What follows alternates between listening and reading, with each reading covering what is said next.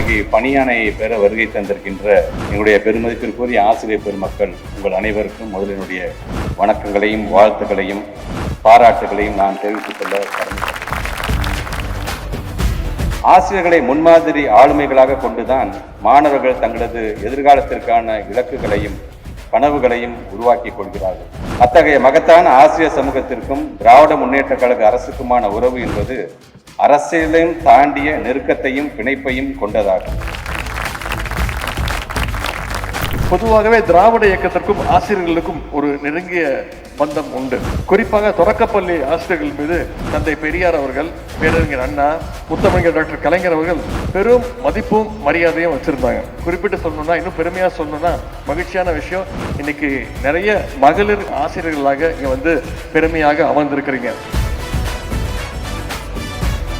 மாணவர்களுக்கு அகரம் சொல்லிக் கொடுத்து அவர்கள் படிக்க போகிற ரோபாட்டிக்ஸ், ஏஐ போன்ற பெரிய பெரிய படிப்புக்கெல்லாம் அடித்தளமிடுவது தொடக்க கல்வி ஆசிரியர்களாகிய நீங்கள் தான். உங்களிடமிருந்து தான் கல்வியை மட்டுமின்றி இன்றைக்கு உலகையும் கற்றுக்கொள்ள மாணவ செல்வங்கள் தொடங்குறதுக்காக கற்றுக்கொள்ள இருக்கின்றாங்க.